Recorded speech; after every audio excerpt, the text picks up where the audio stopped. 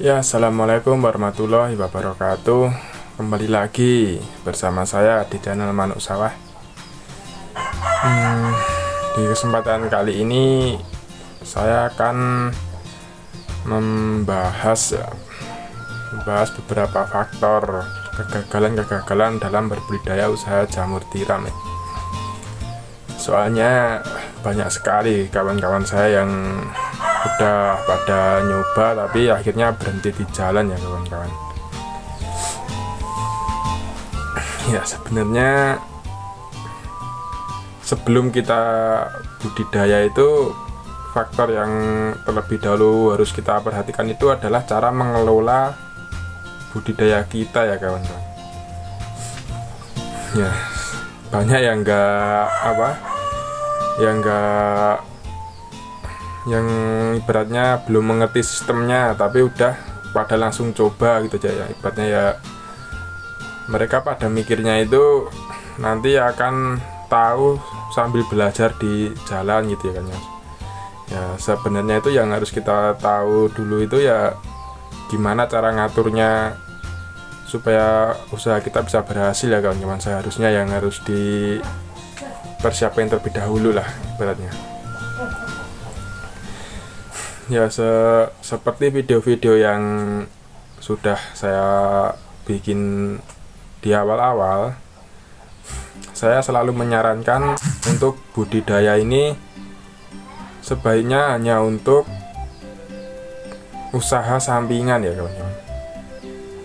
Jadi jangan dijadikan sebagai pekerjaan pokok ya. Soalnya kenapa? Ya kan kita dalam berbudidaya ini kan budidaya jamur tiram itu setiap hari itu kita dapat pemasukan ya. Tapi itu kan pemasukan yang bisa dibilang itu bukan uang bersih. Jadi kan kita harus memikirkan cara untuk mengembalikan modalnya terlebih dahulu. Contohnya misal kita beli backlog di awal 1 juta, kita harus kumpul uang 1 juta dahulu untuk beli backlog berikutnya. Kalau misalnya backlog yang kita beli ini udah nggak bisa tumbuh lagi gitu ya, nanti kalau uangnya udah kumpul baru selebihnya baru bisa kita nikmatin buat hal lain gitu ya. Kebanyakan orang yang atau teman-teman saya yang budidaya itu setiap kali mereka panen, mereka dapat uang, uangnya langsung digunain, langsung habis. Jadi nanti buat beli backlog berikutnya itu udah pada susah lagi cari uangnya lah, akhirnya pada berhenti di jalan kayak gitu. Nah, untuk mengatasi itu semua, saya kan juga udah pernah upload video ya cara agar panennya tetap stabil gitu ya.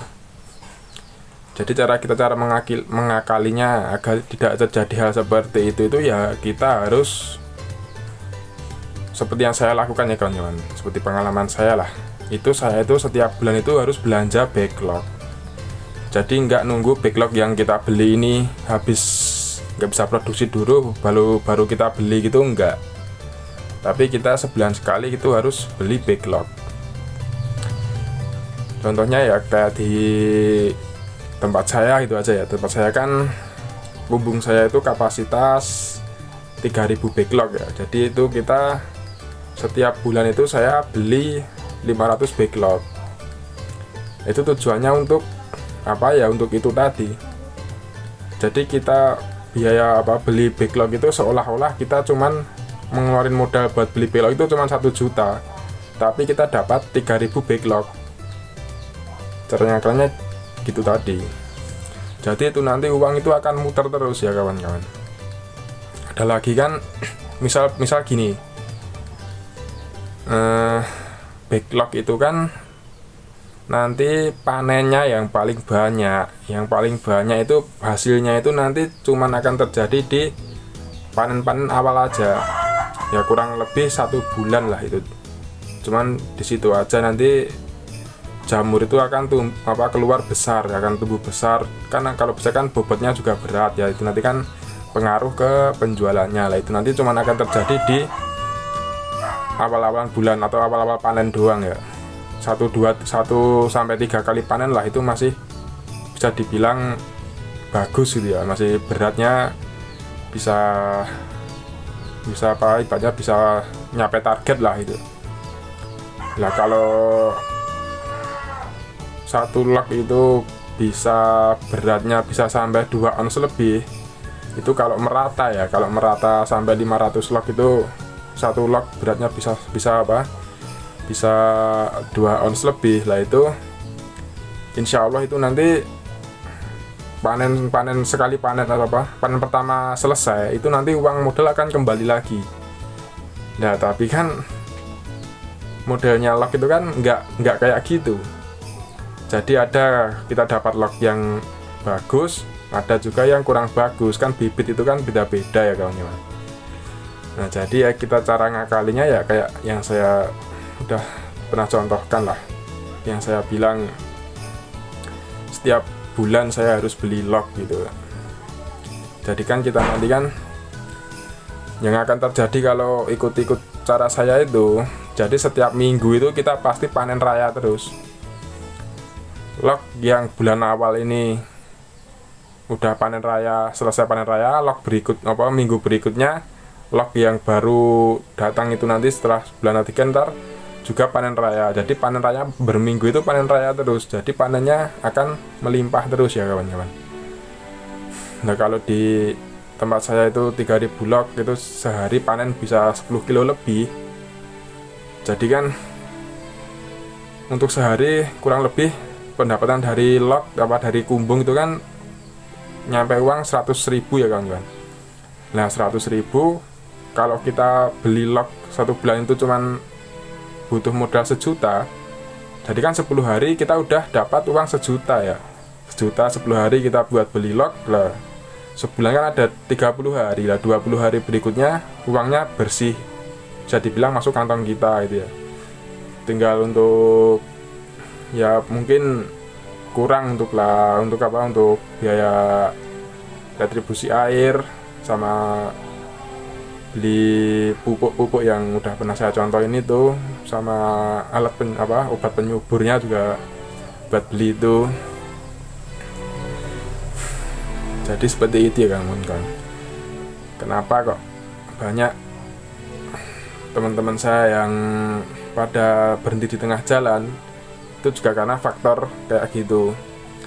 Mereka bikin kumbung kapasitas 1000 log lah, tapi mereka langsung ngisi 1000 log, diisi full, ditungguin nanti sampai habis masa produksinya baru beli lagi. Mereka pengennya kayak gitu lah, tapi ya yang terjadi kayak gitu. Panen raya panen pertama selesai, ternyata modalnya belum balik. Wah itu sangat bikin pusing ya. Soalnya ya sering terjadi kayak gitu ya. Teman saya yang kebanyakan itu langsung beli 1000 backlog ya kan, beli 1000 backlog dengan anggaran 2 juta tambah ongkos kirim. Biasanya di sini ya kena 200.000 ya, jadi 2.200.000. Nanti hasilnya itu pas panen pertama itu uangnya nggak nyampe segitu. Jadi nungguin panen-panen berikutnya baru nyampe lah. Itu kelamaan, keburu uangnya yang lain, yang hasil panen-panen dari panen pertamanya itu kepake buat modal yang lain. Terus akhirnya nanti 5-6 bulan udah nggak bisa produksi lagi lognya, mau beli log uangnya belum kumpul lagi, akhirnya berhenti di jalan gitu ya kawan-kawan. Kalau kita mau usaha itu kan kita juga harus bikin mindset dulu ya kan kawan. Kita harus pikir-pikir dulu lah, kita harus main strategi lah intinya. Kita harus paham strateginya gimana itu ya. Kalau belum tahu kan, sekarang kan ibaratnya media online kan lumayan banyak ya, bukan lumayan lagi ya, udah banyak lah dibandingkan zaman saya dulu ya kan kawan.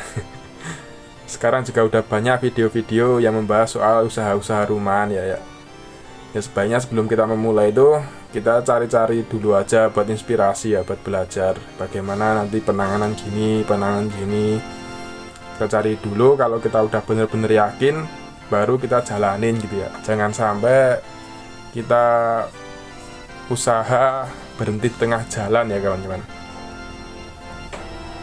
Ya ini kalau soal usaha jamur tiram ya, insya Allah kalau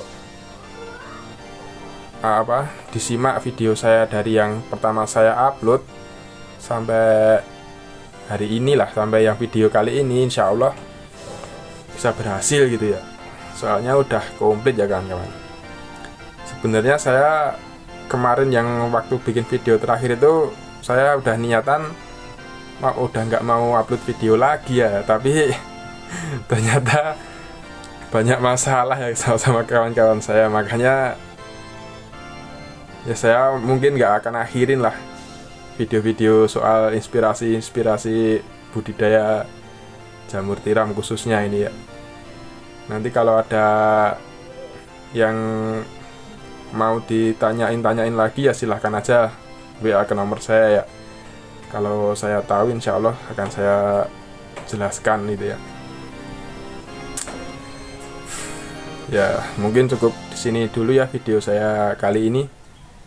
Nanti tidak durasinya kepanjangan, yang dengerin malah pada ngantuk ya.